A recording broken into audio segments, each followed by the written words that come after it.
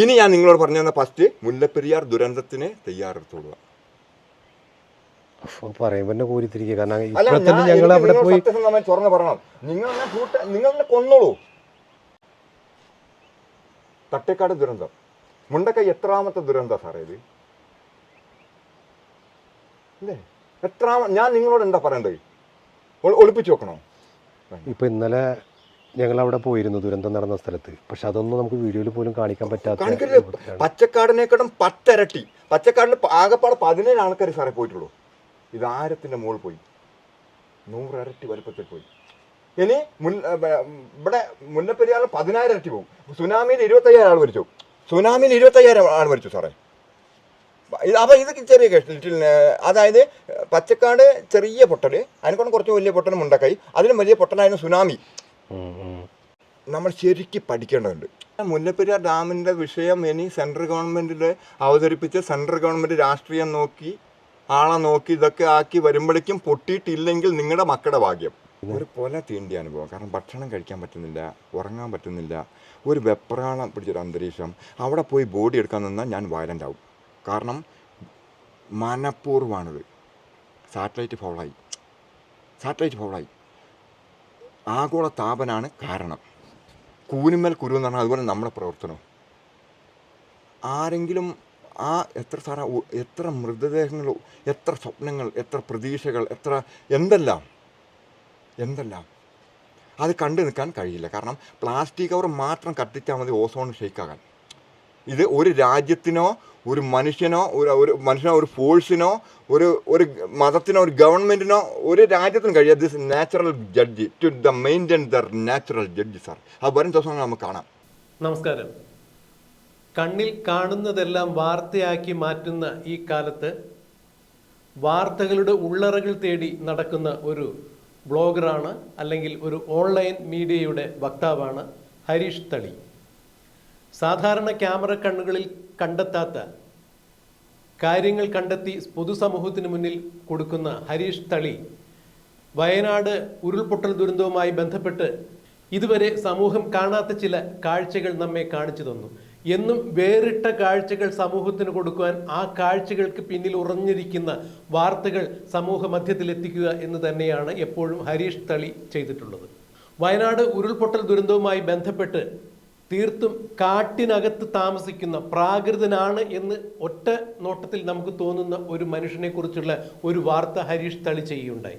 Sreekumar Che Guevara എന്നാണ് അദ്ദേഹം അറിയപ്പെടുക. ഒറ്റ നോട്ടത്തിൽ കണ്ടാൽ ശ്രീകുമാർ എന്ന മനുഷ്യനെ നമ്മൾ ഒരു പ്രാകൃതനായ മനുഷ്യൻ എന്ന് മാത്രമേ വിശേഷിപ്പിക്കൂ. എന്നാൽ ഞാനും നിങ്ങളുമെല്ലാം അധിവസിക്കുന്ന ഈ യുഗത്തിലെ, ഈ സാറ്റലൈറ്റ് യുഗത്തിലെ അതിസങ്കീർണമായ സമസ്യകൾ പൂരിപ്പിക്കുവാൻ ശ്രീകുമാറിനാകുന്നു. ഒറ്റ നോട്ടത്തിൽ ഒരു ഭ്രാന്തനാണ് എന്ന് തോന്നിപ്പിക്കുന്ന വേഷഭൂഷാദികളോടെ നിൽക്കുന്ന ശ്രീകുമാർ പറയുന്ന കാര്യങ്ങൾ അക്ഷരാർത്ഥത്തിൽ നമ്മൾ സംസ്കാര സമ്പന്നൻ എന്ന് പറയുന്ന മാനവനെ ഞെട്ടിക്കുന്നത് തന്നെയാണ്.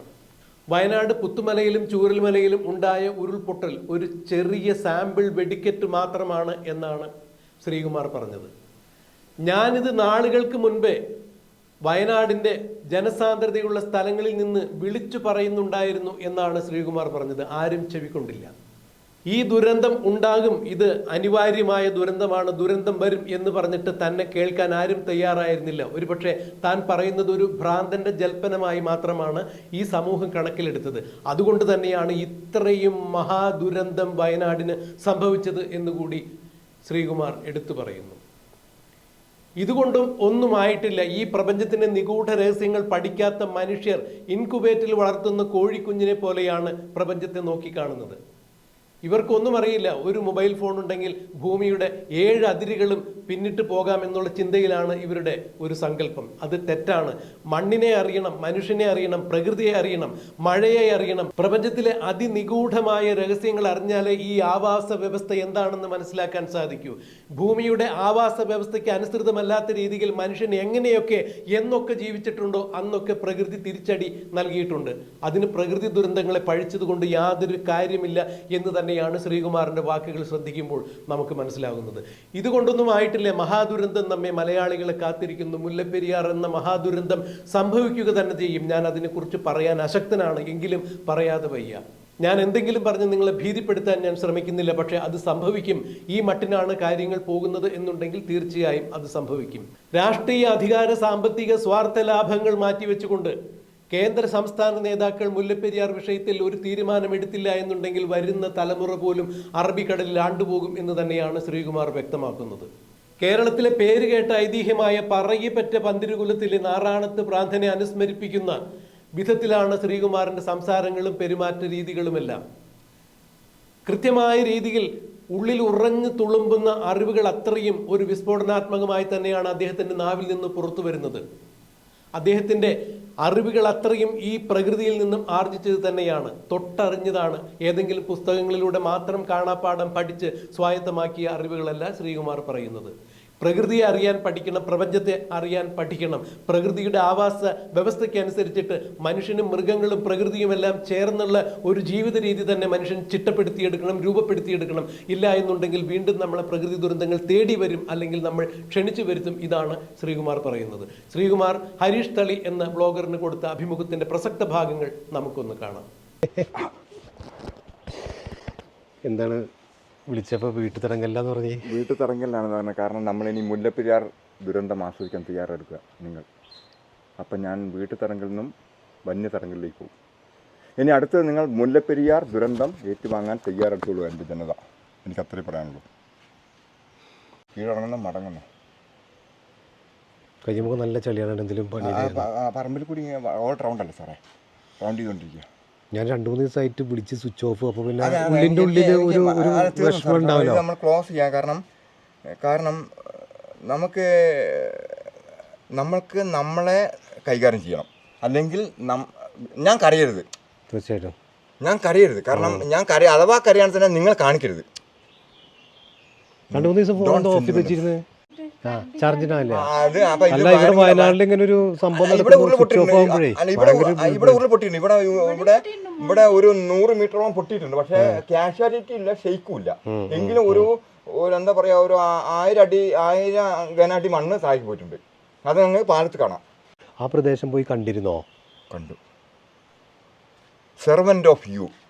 കൂടെയുള്ളവരെല്ലാവരും മരിച്ചു, ആയിരങ്ങൾ മരിച്ചിട്ടും ഞാൻ മരിക്കാതെ ബാക്കിയാണ് സെർവൻ്റ് ഓഫ് യു. നിങ്ങളുടെ സെർവൻ്റായിട്ട് തുടരാൻ വീണ്ടും പ്രകൃതിയുടെ തീരുമാനമാണ് സാറേ. പ്രകൃതി തീരുമാനമാണ്. കാരണം ഞാൻ അന്നത്തെ സംഭവം പറഞ്ഞുതരാം. എൻ്റെ സുഹൃത്തല്ല പാർട്ട്ണർ സലാംക്ക്, ഞങ്ങൾ അസിക്ക്, അയാളുടെ സ്റ്റാഫ് അസിക്ക് ഇവിടെ വന്നു. ഞങ്ങളിതെല്ലാം കണ്ടു തിരിച്ചു പോയി. നല്ല മഴ പെയ്തുകൊണ്ടിരിക്കുന്നു, നല്ല മഴ. പക്ഷേ 270 മില്ലിമീറ്റർ മഴ പെയ്തുള്ളൂ. 2019 പകുതി മഴയേ ഉള്ളൂ. അത് ഇപ്പോൾ പുതിയ ഉരുൾപൊട്ടിൻ്റെ കാര്യം പറയണത് അല്ലേ? അതെ, പകുതി മഴയേ ഉള്ളൂ. ഇവിടെ പൊട്ടിയതിനായിട്ട് പകുതി മഴ. അന്ന് ഇവിടെ 570 പെയ്തു 2019. ഈ 24 270 പെയ്തിട്ടുള്ളൂ. ഒരിക്കലും പ്രതീക്ഷ. പക്ഷേ സാറ്റലൈറ്റ് കാലാവസ്ഥയ്ക്ക് നല്ല വീഴ്ച സംഭവിച്ചിട്ടുണ്ട്. മരണസംഖ്യ 1000-1500 ഇടയ്ക്കുണ്ട്. 4000 ആൾക്കാർ താമസിച്ച സ്ഥലമാണത്. പല രഹസ്യങ്ങളും പുറത്ത് വരൂല, അത് മുടിഞ്ഞുകൊണ്ടിരിക്കുകയാണ്. 4000 ആൾക്കാർ താമസിച്ച സ്ഥലമാണത്. മേലെ മുണ്ടക്കൈ ടൗൺ, താഴെ മുണ്ടക്കൈ. മേലെ മുണ്ടക്കൈ ഗ്രാമമാണ്, അതേ മുണ്ടക്കൈ ടൗൺ. മുണ്ടക്കൈ ടൗണിൽ താഴെ മുണ്ടക്കൈ ഗ്രാമം. അത് കഴിഞ്ഞിട്ട് ചൂരൽമല സ്കൂൾ റോഡ് ഗ്രാമം. അത് കഴിഞ്ഞ് ചൂരൽമല ടൗണ്. സാർ ചിന്തിക്കണം, ചൂരൽമല ടൗണ് കഴിഞ്ഞിട്ട് അട്ടമല ആശുപത്രി ഗ്രാമം. അങ്ങനെ 7 സ്ഥലമാണ് നമുക്ക്. ഇവിടുന്ന് എത്ര കിലോമീറ്റർ അകലെയാണത്? 3.5 കിലോമീറ്റർ. 3.5 ഇല്ല. ഞാൻ കഴിഞ്ഞ ദിവസം വിളിച്ചപ്പോൾ ഒരു കാര്യം ചേട്ടൻ പറഞ്ഞിരുന്നു. ഈ പ്രദേശങ്ങളൊക്കെ ഉരുൾപൊട്ടുന്ന ഞാൻ മുന്നേ അവിടുത്തെ നാട്ടുകാർക്ക് പറഞ്ഞാന്ന്. അതാണ് എനിക്ക് വിഷമം. ഞാൻ നിങ്ങൾ മദ്യപിച്ച് വാഹനം ഓടിക്കുക ഒന്ന് പറഞ്ഞാൽ മതി. നിങ്ങൾ നല്ല മദ്യപിച്ച് വാഹനം ഓടിക്കുക, നിങ്ങൾക്ക് ഒരു ആക്സിഡന്റ് വരാൻ സാധ്യതയുണ്ട്. തീർച്ചയായിട്ടും. അപ്പം ഞാൻ നിങ്ങളെ തടയുമ്പോൾ നിങ്ങളെ മർദ്ദനം കാരണം ഞാൻ നിലത്ത് കൊണ്ട് നിങ്ങൾ വണ്ടി എടുത്ത് പോവുക. അപ്പം ഞാൻ ചോദിക്കുന്നത് ആരോട് പറഞ്ഞു എന്നാ പറയുന്നത്? പരസ്യമായിട്ട് ടൗൺ എന്ന് പറഞ്ഞു. ഞാൻ എന്ത് പറഞ്ഞു? പരസ്യമായിട്ട്. അതായത് പുത്തുമല പുഴയിലൂടെ വന്നതുപോലെ ഒരു വരവ് ചൂരൽമല വലയിലൂടെ പ്രതീക്ഷിക്കാം, വരാം. പലരോടും പറഞ്ഞു. അവരൊക്കെ എന്ത് പറഞ്ഞു? അവർക്ക് പൊതുജനം കാഴ്ചക്കാരല്ല. അല്ല, എന്നാലും കാരണം അവർക്ക് അത് ഉൾക്കൊള്ളാൻ പറ്റുന്നില്ല. നിങ്ങൾ വീണോണ്ടിട്ട് ഞാൻ വീഴണോ, ഞാൻ വീണിട്ട് ഇയാൾ വീഴണോ? ഇനി ഞാൻ നിങ്ങളോട് പറഞ്ഞു തന്ന ഫസ്റ്റ് മുല്ലപ്പെരിയാർ ദുരന്തത്തിന് തയ്യാറെടുത്തോളുക. പറയുമ്പോൾ തന്നെ കോരിത്തിരിക്കുക. കാരണം അല്ല, ഇപ്പോൾ തന്നെ ഞങ്ങൾ അവിടെ പോയി സത്യസന്ധമായി തുറന്ന് പറയണം. നിങ്ങൾ എന്നെ കൊന്നോളൂ. തട്ടേക്കാട് ദുരന്തം, മുണ്ടക്കൈ എത്രാമത്തെ ദുരന്തം സാറേ ഇത്? അല്ലേ? ഞാൻ നിങ്ങളോട് എന്താ പറയണ്ടത്? ഒളിപ്പിച്ചു വെക്കണോ? ഇപ്പോൾ ഇന്നലെ ഞങ്ങൾ അവിടെ പോയിരുന്നു ദുരന്തം നടന്ന സ്ഥലത്ത്. പക്ഷെ അതൊന്നും നമുക്ക് വീഡിയോയിൽ പോലും കാണിക്കാൻ പറ്റാത്ത. പച്ചക്കാടിനേക്കാളും 10 ഇരട്ടി. പച്ചക്കാടിൽ ആകെപ്പാടെ 17 ആൾക്കാർ സാറേ പോയിട്ടുള്ളൂ. ഇത് 1000ന്റെ മുകളിൽ പോയി, 100 ഇരട്ടി വലുപ്പത്തിൽ പോയി. ഇനി ഇവിടെ മുല്ലപ്പെരിയാറിൽ 10,000 ഇരട്ടി പോകും. സുനാമിയിൽ 25,000 ആൾ മരിച്ചു. സുനാമിയിൽ 25,000 ആൾ മരിച്ചു സാറേ. അപ്പോൾ ഇത് ചെറിയ കേട്ടിൽ, അതായത് പച്ചക്കാട് ചെറിയ പൊട്ടൽ, അതിനെക്കൊണ്ട് കുറച്ച് വലിയ പൊട്ടൽ മുണ്ടക്കൈ, അതിലും വലിയ പൊട്ടലായിരുന്നു സുനാമി. നമ്മൾ ശരിക്കും പഠിക്കേണ്ടതുണ്ട്. ഞാൻ പഠിച്ചുകൊണ്ടിരിക്കും. ഇന്ന് സാറിനറിയാം, ഇന്നിപ്പോൾ ഞാനൊരു 5-10 കിലോമീറ്ററോളം വനത്തിലൂടെ യാത്ര ചെയ്താണ് ഇപ്പോൾ വന്നിരിക്കുന്നത്. മേത്തൊക്കെ മട്ട കടിച്ചിട്ടുണ്ട്. അതൊക്കെ പ്രശ്നമില്ല. ഇതാണ് ബ്ലഡ്. ഇവിടെ എങ്ങനെ പൊട്ടുന്നു നമുക്ക് മനസ്സിൽ തോന്നാൻ കാരണം നമ്മുടെ അനുഭവം. അതായത് 2019 വരെ എനിക്ക് സാറ്റലൈറ്റോ പിന്നെ ജിയോഗ്രഫിയോ ഇല്ല, അതിനെക്കുറിച്ച് ഞാൻ സ്പെഷ്യലൈസ് ചെയ്തിട്ടില്ല. 2019 ക്യാഷ്വാലിറ്റി വന്നതിന് ശേഷം ഞാൻ ഇതിനെ ഇമ്പോർട്ടൻറ്റ് വിഷയമായിട്ട് എടുത്ത് പഠിച്ചുകൊണ്ടിരിക്കുക. ഇപ്പോഴും പഠിച്ചുകൊണ്ടിരിക്കുക, ഈ സെക്കൻഡിലും പഠിച്ചുകൊണ്ടിരിക്കുക സാറേ. അപ്പം നമ്മൾ 2 രീതിയിൽ ഇത് പഠിക്കണം. ഫിസിക്കലും ലീഗലുമായിട്ട് ഇത് പഠിക്കേണ്ടതുണ്ട്. ലീഗലായിട്ടും ഫിസിക്കലായിട്ടും. സാറിൻ്റെ ബോഡി സ്ട്രക്ചറും ബോഡീൻ്റെ 2 രീതിയിൽ, തിയറിയും പ്രാക്ടിക്കലും 2 ഇമ്പോർട്ടൻ്റാണ്. തിയറി ഇമ്പോർട്ടൻ്റാണ്, സാറിൻ്റെ ബോഡീൻ്റെ തിയറി ഇമ്പോർട്ടൻ്റാണ്, ആ തിയറി പ്രാക്ടിക്കൽ ഇമ്പോർട്ടൻ്റാണ്. അങ്ങനെ ചെയ്യേണ്ടതുണ്ട്. അപ്പം പുത്തുമല പുഴ എന്ന് പറഞ്ഞു കഴിഞ്ഞാൽ ഒരു 7 കിലോമീറ്റർ സ്ഥലമാണ്. ഈ 7 കിലോമീറ്റർ എവിടെയെങ്കിലും ഒന്ന് ചീറ്റുകയാണെങ്കിൽ ഇത് നേരെ പുഴയിൽ കൂടിയേ വരിക. അതുകൊണ്ടാണ് പറഞ്ഞത്. ഇനിയിപ്പോൾ ചൂരമല പുഴയിൽ കൂടി വന്നു, നാളെ കള്ളാടി പുഴയിൽ കൂടി വരാം, മറ്റന്നാൾ ചോലമല പുഴയിൽ കൂടി വരാം, നെല്ലുമല പുഴയിൽ കൂടി, മറ്റന്നാൾ മീനാക്ഷി പുഴയിൽ കൂടി വരാം. ഇത് പറഞ്ഞു തന്നിട്ട് അയൺ അല്ലെങ്കിൽ കമാൻഡോസായി വളർത്തേണ്ട നിങ്ങൾ എന്താ സാറേ, എന്താണിത്? ഞാൻ അങ്ങയുടെ ഫോൺ കോൾ ഞാൻ ഔട്ടാ. ഇന്ന് 3 പ്രാവശ്യം 4 പ്രാവശ്യം മീഡിയാസ് വന്നിട്ട് ഔട്ടായ ഞാൻ പുറത്ത്. ഇന്ന് രാവിലെ ഞാൻ കോഴിക്കോട് പ്രസ് ക്ലബിന് മുന്നിൽ കുടുങ്ങി പോയി, രാവിലെ എണീറ്റിട്ട്. അത് ഞാൻ ഒളിവില്ല, എനിക്ക് നമ്പറില്ല, ഒന്നുമില്ല. വേണ്ടപ്പെട്ട നമ്പറിൽ ഞാൻ അങ്ങയെ മാത്രം വിളിക്കുന്നുള്ളൂ. എനിക്ക് നിങ്ങളെ വിളിക്കുന്നുണ്ട്, സാറിനെ വിളിക്കുന്നുണ്ട്. എന്നെ ഹാരിഷ് എന്ന് വിളിച്ചാൽ മതി. എത്ര പ്രാവശ്യം പറഞ്ഞാലും അദ്ദേഹം സാറെന്ന് വിളിക്കുള്ളൂ. കാരണം ഹാരിഷിന് വിളിച്ചാൽ മതി. അപ്പോൾ പലവരും മീഡിയാസൊക്കെ വന്നിട്ട് ഇതൊന്നും പുറത്ത് പറയാൻ പറ്റാത്ത എന്തിനെ ഞാൻ 2019 പറയാൻ 2019, 20, 21, 22, 23, 24 5 വർഷം കഴിഞ്ഞു. ഇത് പൊട്ടൊന്നും പറഞ്ഞു നടക്കൽ തുടങ്ങിയിട്ട് അപ്പോഴാരും കേട്ടില്ല എന്നാണ് പറയുന്നത്. കേൾക്കില്ല. കാരണം എന്താ പറയുക, ഞാൻ വീട്ടു തടങ്കലിലും വനത്തിലുമാണ്, കാട്ടിലാണ്. ഇവിടെ ഞാൻ ആത്മസമീപനം പാലിച്ചുകൊണ്ടാണ് അങ്ങയുടെ വീഡിയോ നിൽക്കുന്നത്. ഞാൻ ഒരു വയലൻ്റായ ഒരു അവസ്ഥ ഉണ്ട്, അത് ഞാൻ ഒറ്റയ്ക്ക് ആണ് ആസ്വദിക്കാറ്. അതാണ് ശരിക്കും എനിക്ക് നിങ്ങൾക്ക് തരേണ്ടതെന്ന് ഞാൻ ചിന്തിക്കുന്നുണ്ട് പലപ്പോഴും. സാറിനറിയോ, ഒരു ബ്രിട്ടീഷ് യുവാവ് അവൻ ഇവിടുത്തെ പൈസ എടുത്തിട്ടാണ് മുല്ലപ്പെരിയാർ പണിയുന്നത്. എന്നാൽ അത് പൊളിഞ്ഞു പോയിട്ട് വീണ്ടും അയാളുടെ വീട്ടിൽ പോയിട്ട് അയാളുടെ വീതം വിറ്റിട്ടാണ് ഇവിടെ വന്നിട്ട് മുല്ലപ്പെരിയാർ പണിത്. അത് 50 വർഷമായി കേസ് കോടതി കിടക്കുന്നു. ഇത് നാളെ പൊട്ടിയിട്ട് ഒരു 15,000 കണക്കിന് ആൾക്കാർ അവിടെ മരിച്ചിട്ടായിരിക്കും ഇങ്ങനത്തെ ഒരു പ്രശ്നം പുറത്ത് വരിക. ഇത് ബിസിനസ്സാക്കാണ് ഇവർ രസിക്കുകയാണ് ഇവർ മൃതശരീ. എനിക്ക് നിങ്ങളോട് തുറന്ന് പറയാൻ പറ്റാത്ത പല രഹസ്യങ്ങളുണ്ട്. അതാണ് ഞാൻ ഒടുവിലേക്ക് പോകുന്നത്. നിങ്ങളോട് പറഞ്ഞാൽ രക്തം തളയ്ക്കും നിങ്ങൾ. കാറൽ മാക്സിൻ്റെ അനുഭവം എനിക്ക്. കാറൽ മാക്സ് എവിടെയും പോയിട്ട് ബുക്ക് ചെയ്തും അയാളെ സ്റ്റേറ്റ്ലെസ് നാട് കിടത്തും ആ രീതിയാണ്. പക്ഷേ എനിക്ക് തോന്നുന്നത് എനിക്ക് പറയാനും പറ്റുന്നില്ല, പറയാതിരിക്കാൻ പറ്റില്ല. അതാണ് ഒളിവ് പോണത്. ഹാരി സാറിൻ്റെ അടുത്ത് നിന്ന് എനിക്ക് വിളിക്കാനും പറ്റുന്നില്ല. കാരണം are my life touch sir. നിങ്ങളുടെ ജീവിതത്തിൽ തൊട്ടറിഞ്ഞ മനുഷ്യനാണ്. മുല്ലപ്പെരിയാർ ഡാമിൻ്റെ വിഷയം ഇനി സെൻട്രൽ ഗവൺമെൻറ്റിൽ അവതരിപ്പിച്ച് സെൻട്രൽ ഗവൺമെൻറ് രാഷ്ട്രീയം നോക്കി ആളെ നോക്കി ഇതൊക്കെ ആക്കി വരുമ്പോഴേക്കും പൊട്ടിയിട്ടില്ലെങ്കിൽ നിങ്ങളുടെ മക്കളുടെ ഭാഗ്യം. പിന്നെ ഇതിൽ 2 നമുക്ക് ആസ്വദിക്കട്ടോ. പണ്ട് വൈമാനിക യാത്രികൻ പറഞ്ഞു, ഞാൻ വിമാനം അപകടത്തിൽപ്പെടുന്ന മരിക്കുകയാണെങ്കിൽ ഞാൻ മരിച്ചു പോയ എൻ്റെ മോളടുത്തേക്ക് ചെല്ലും, അല്ല വിമാനം അപകടത്തിൽപ്പെട്ട് ഞാൻ ലാൻഡ് ചെയ്ത് ഇറങ്ങുകയാണെങ്കിൽ ഞാൻ ജീവിച്ചിരിക്കുന്ന മോളടുത്തേക്ക് ചെല്ലും. ഇത് 2 എസ്സയാണ്. അത് ഇനി സാറിനില്ല, കള്ളാടി പുഴയെ കൂടി ഇതിലെങ്ങനെ വരില്ല സാറിന് തോന്നുന്നുണ്ടോ? ഈ ചൂരമല പുഴയിൽ കൂടി വന്ന പോലെ കള്ളാടി എത്ര ഉണ്ട്? 900 കണ്ടി 900 കിലോമീറ്റർ വ്യത്യാസമുണ്ട്. കള്ളാടി ചൂരമല ഒരു 5-6 കിലോമീറ്റർ മാറ്റുണ്ട്. അവിടെയും പിന്നീട് വരാം. ഒരു സെക്കൻഡിൽ 38 കിലോമീറ്റർ സ്പീഡിലാണ് ഭൂമി ഭ്രമണം ചെയ്യുന്നത്. സാർ ഇവിടുന്ന് ഒരു 100 മീറ്റർ പൊങ്ങിയിട്ട് നോക്കുകയാണെങ്കിൽ ഈ ഭാഗത്ത് അറബിക്കടലാണ് സാറേ. നമ്മൾ സൂക്ഷ്മജീവി ആയതുകൊണ്ടാണ് നമുക്കിവിടെ മന അനുഭവപ്പെടുന്നത്.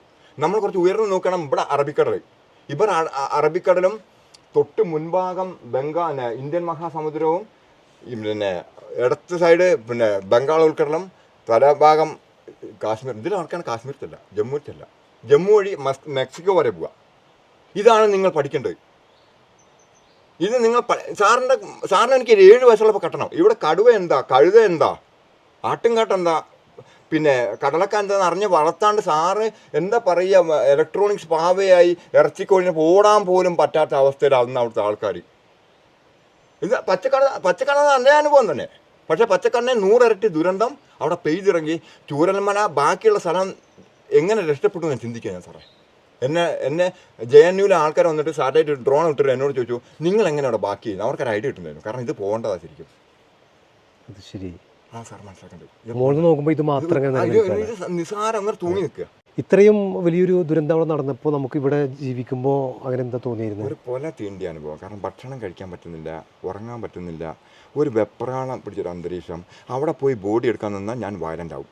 കാരണം മനഃപൂർവ്വമാണിത്. സാറ്റലൈറ്റ് ഫൗളായി.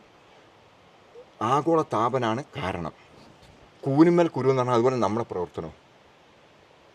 ആരെങ്കിലും എത്ര മൃതദേഹങ്ങൾ, എത്ര സ്വപ്നങ്ങൾ, എത്ര പ്രതീക്ഷകൾ, എന്തെല്ലാം അത് കണ്ടു നിൽക്കാൻ കഴിയില്ല. കാരണം പ്ലാസ്റ്റിക് കവർ മാത്രം കത്തിച്ചാൽ മതി ഓസോൺ ഷെയ്ക്കാകാൻ. ഇത് ഒരു രാജ്യത്തിനോ ഒരു മനുഷ്യനോ ഒരു ഫോഴ്സിനോ ഒരു മതത്തിനോ ഒരു ഗവൺമെൻറ്റിനോ ഒരു രാജ്യത്തിനും കഴിയാതെ this natural judge to the maintain the natural judge sir. ആ വരും ദിവസങ്ങൾ നമുക്ക് കാണാം.